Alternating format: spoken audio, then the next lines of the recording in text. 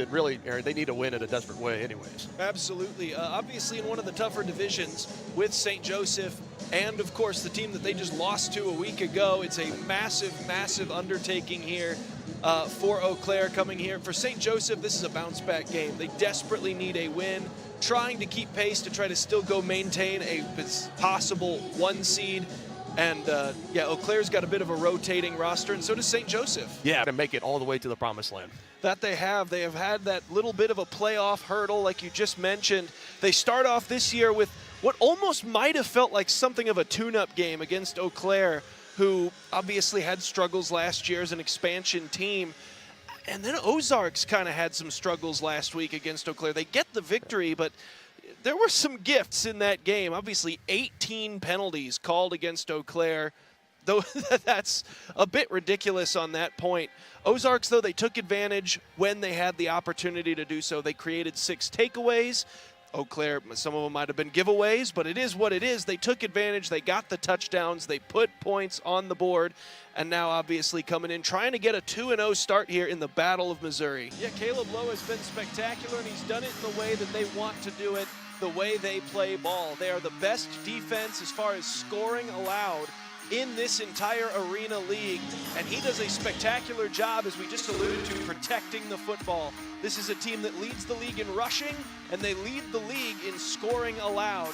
A real throwback ball club for an Arena League team, and the fact that he's been able to keep the interceptions down to 0, that's exactly what the Nebraska coaching staff is asking for. Yeah, and this is a team in Nebraska that is by far the best defense that St. Joe has played all year. They're the best defense potentially in the entire Arena League early on, at least as far as points allowed and yardage allowed. St. Joseph comes in with a case themselves, second in the league in points allowed. They're neck and neck. They're only less than a point difference from each other. St. Joseph, though, they get a lot of it done with takeaways and pass rush. And there you see Mike Reynolds right over the center. He is disruptive. Former Jayhawk, they call him the Gravedigger. Him and the rest of that defense, they have been fierce on the pass rush and almost getting a turnover right away. Joseph Weathersby almost able to bring it in, and bullet dodge for Caleb Lowe. He's the starting quarterback for Nebraska, and he's been the early story of this Arena League season in 2026 out of Frisco, Texas, and he's got 14 touchdowns, has yet to throw an interception, and he's very lucky. Number 1 just wasn't right there. Yeah, and Weathersby, a guy that 2 weeks ago was likely the defensive player of the week here in the Arena League with a pair of defensive scores. And that was dangerously close to 3 early on in the season for him. Pressure again and wide open, and he could take this all the way down the near sideline and into the end zone for the touchdown. Bringing it all the way down the field, David Brown, number 13, and the Siege have taken over here in the Civic Arena. Yeah, as we take a look at the replay, he just kind of leaks out. He's in there to block initially.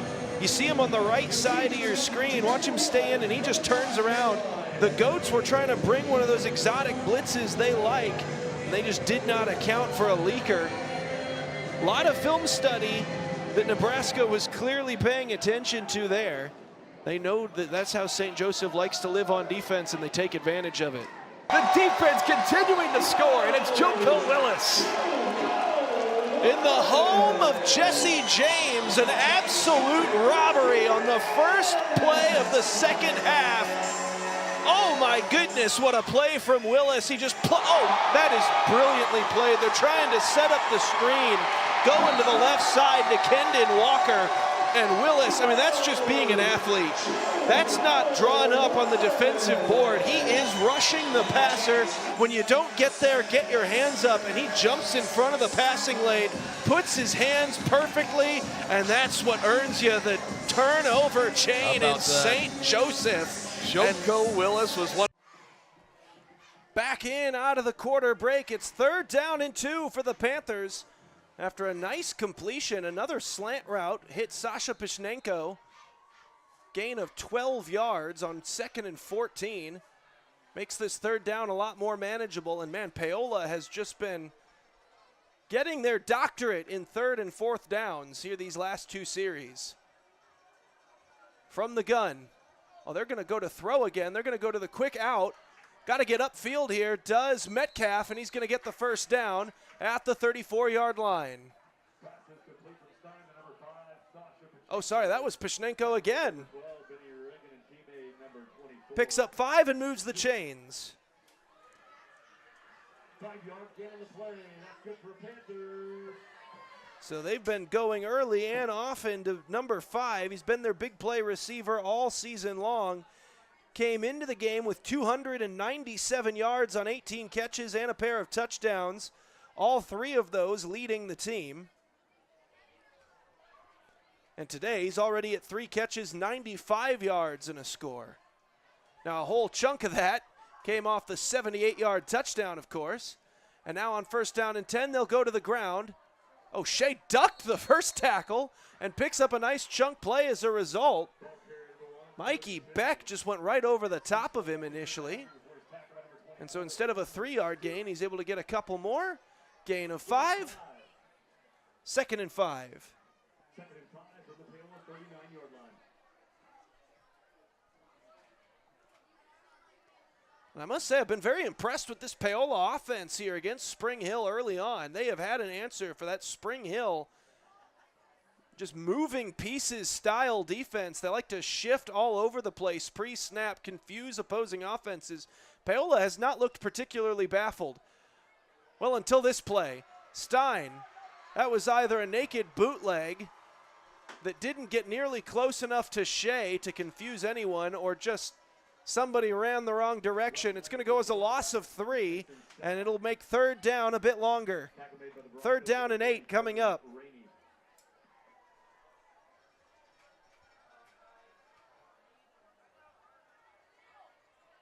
Likely a scenario where we're going to see Stein's arm once again. He's 4 for 5 to this point, already over 100 yards passing. He's looked sharp here in this first half. Well, at least assuming that last play wasn't him who ran the wrong way. From the gun, Stein. Oh, they're going deep with it. Looking for Pishnenko, and they got him! Down to the 32-yard line. Big play. Sasha strikes again.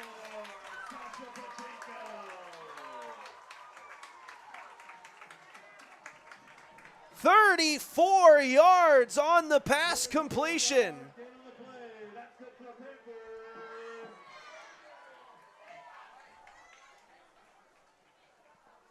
So 1st down and 10. Paola at the 30-yard line of Spring Hill.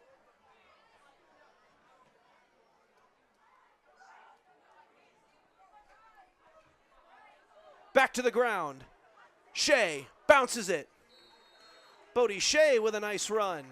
Gets about half of it. It'll be 2nd down and 5.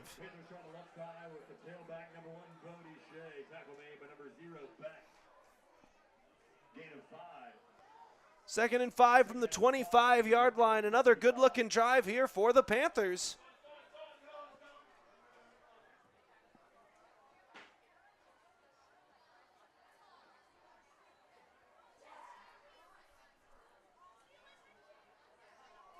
That play clock getting awfully low now as Paola's still looking to the sideline. They might have to use a timeout unless they get to the line quickly. It's inside of 5 seconds now. They got to snap it in the next 2. And a timeout taken. So Paola uses the timeout to avoid the delay of game. We'll step aside. 9:03 to go in the first half. Panthers 2nd down and 5. They're moving when we come back here on Paola Sports Live. Brought to you by Comcast Xfinity. 9:03 left to go here in the first half. Panthers with a 6-point lead and the ball. 2nd down and 5 at the Spring Hill 25. Red zone adjacent at this point. They'll come out in the I formation again. They'll go to Shea again. This one not quite as effective as his 1st down carry, but still leans forward to gain a positive yard. 3rd down and 4 coming up. This time the tackler is number 11, Brooks Bear. Spring Hill has done a great job forcing these 3rd and 4th downs for Paola. Paola has done a good job converting them. We'll see if that stays true here on 3rd and 4. I formation, back to throw. Oh, tipped into the air and incomplete. And a flag back by the quarterback. Stein is in the turf, and the flag comes in. We'll see what this is. And it is roughing the passer against Spring Hill. Oh my goodness. So they were going to have forced a 4th down and 3, but the personal foul is going to wipe that one away. 1st down Panthers via the penalty. And they've got it all the way up to the Spring Hill 12-yard line. So now they are in the red zone. And now they're thinking about adding to this lead even more. They'll toss it. Shea tries the left side. Shea's inside the 10. And Bodie Shea, once again, 5 yards on 1st down. I tell you what, they've got something of a rhythm here, don't they? They've creatures of habit here on this drive. 2nd down and 5, once again.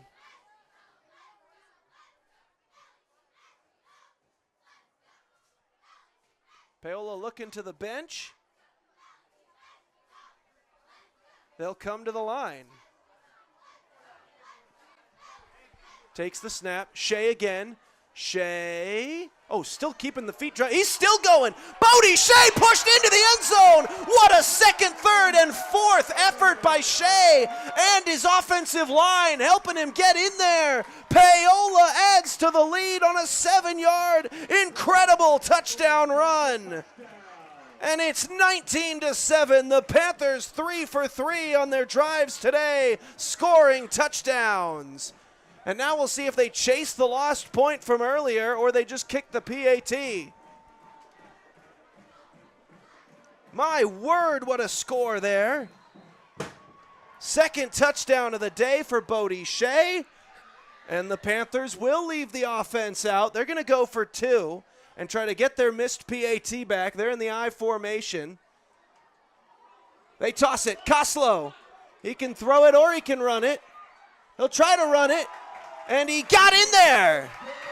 Blake Koslow converts for 2, and it's 21-7. The Panthers looking fantastic on offense. So far tonight, 7:45 to go in the first half. It's 21-7, and Paola has scored on every offensive drive to this point.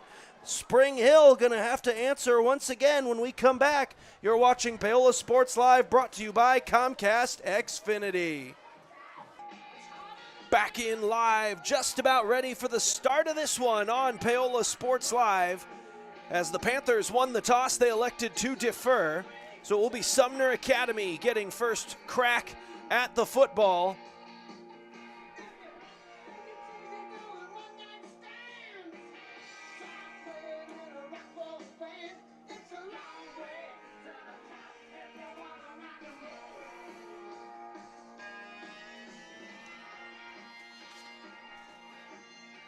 Tate Trexel just about set for the kickoff.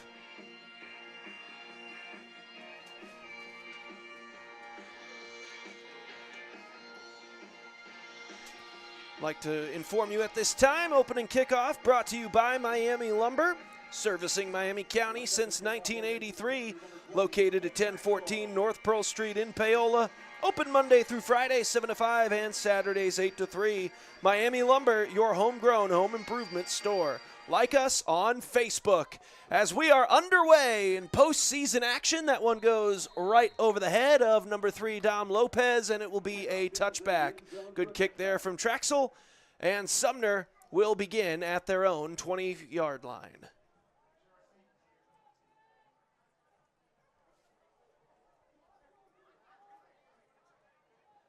So 1st down and 10 for the Sabres.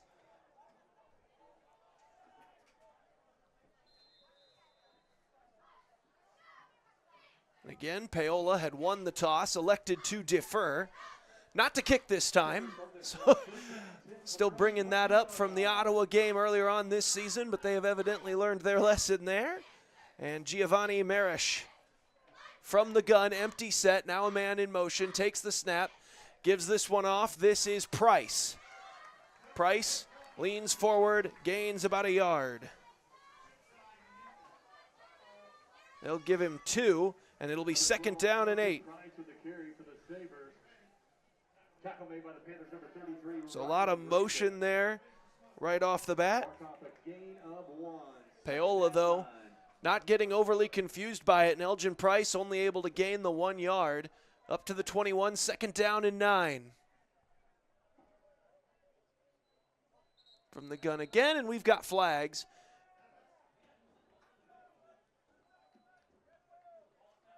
And Paola had lined up offside. So that's 5 freebies for the Sabres.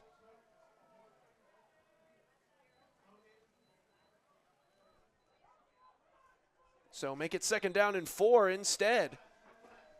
Giovanni Marish still in the gun. Price next to him.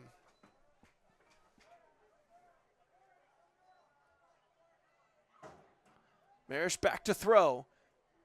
Scrambles out and then throws it away. Looked like they were just running the all hitches there, and Paola didn't get into their back pedal. Receivers for the Sabres unable to get anyone's hips flipped. And so Marish with no choice but to just kind of roll out, look for a running lane that never opened up, and then chuck that thing into his own bench. 3rd down and 4 coming up for the Sabres. Paola looking for a quick 3 and out defensively.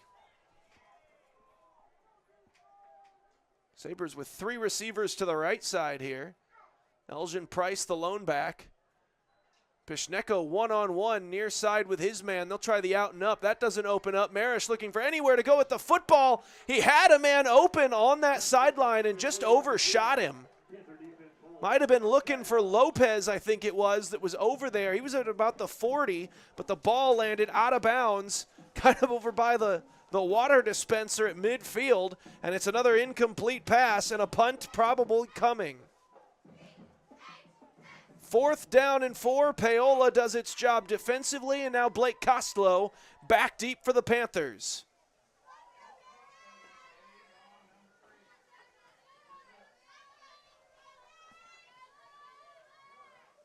And the Sabres have to run a couple of substitutes out on. Play clock is at 1. They get it snapped. They get the punt off. That's going to take a Sabres bounce and come to a stop at about the 36-yard line. So the Panthers will begin from there. 1st down and 10, Paola. We'll keep it right here on Paola Sports Live. Halloween edition of Panthers football.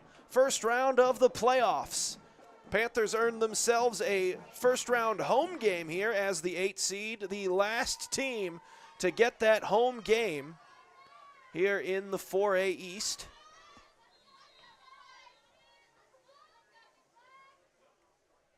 And they'll break the huddle and come to the line. 1st and 10 from the 36. And that looked awkward, and that might be one of those cases of false start on everybody but the center. Looked like the entire offense moved, and they just didn't have the snap. So make it 1st and 15 before they're able to run a play, as they'll back it up to the 31.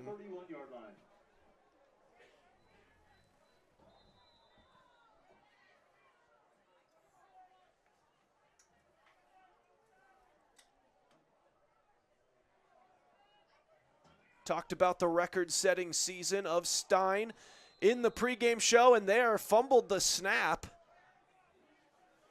And so that'll go as a loss of 2 more yards on the fumble. They're back at the 29, and Paola's going the wrong direction here.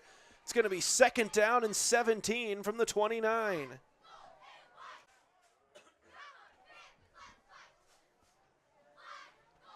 Stein set the Paola school record for passing yards in a season. Listed here unofficially at 1,150 yards in 8 games.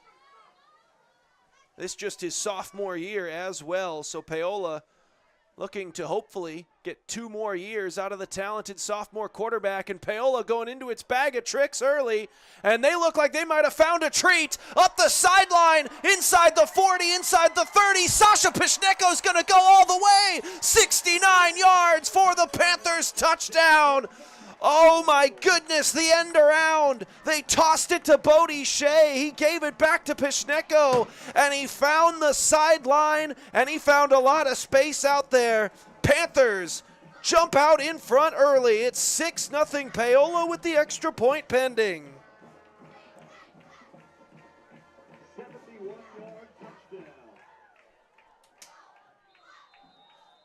71 yards on the touchdown run from Pishneko, and the extra point is up, and the extra point is good. Panthers in front 7-0 here on Paola Sports Live. We'll be back for the Panthers kickoff. Sumner getting the ball back here on Paola Sports Live, brought to you by Comcast Xfinity.